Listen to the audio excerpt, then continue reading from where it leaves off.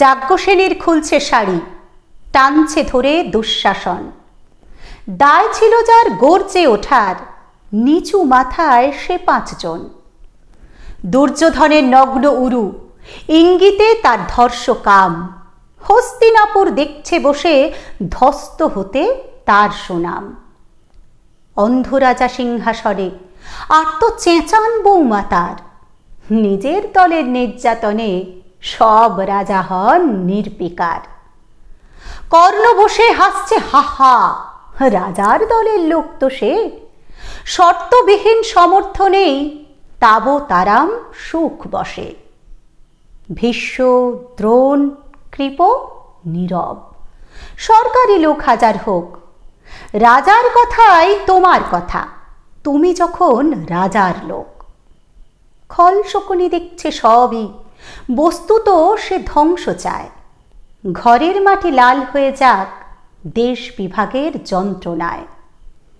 সুশীল সভায় ঘটছে যখন রাজ অপরাধ জঘন্য, ঠিক তখনই তার বিরোধে গর্জে ওঠেন বিকর্ণ। বিকর্ণ নন কেউ কেটালোক, 100 ভাইয়ের একজনা। তেমন করে এর আগে কেউ তার কথাটাই জানত না। যতগৃহে কাড়েননি রা, অন্তত তা নেই লেখা। ভীমকে যখন বিষ খাওয়ালো, তখনও তার নেই দেখা। কিন্তু যখন প্রকাশ্যেতেই কাড়ছে নারীর আব্রু কেউ, স্তব্ধ জিভের চুপ সাগরে বিকর্ণ হন একলা ঢেউ।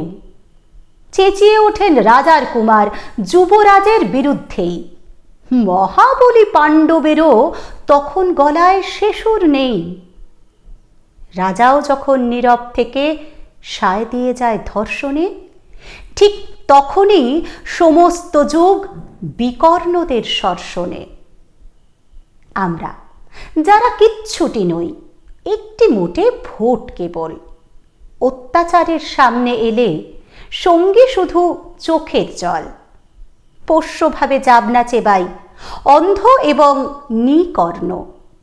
প্রার্থনা থাক আমরা যেন একবার হই বিকর্ণ। মরার আগে হতেই হবে রাজার সভায় বিকর্ণ।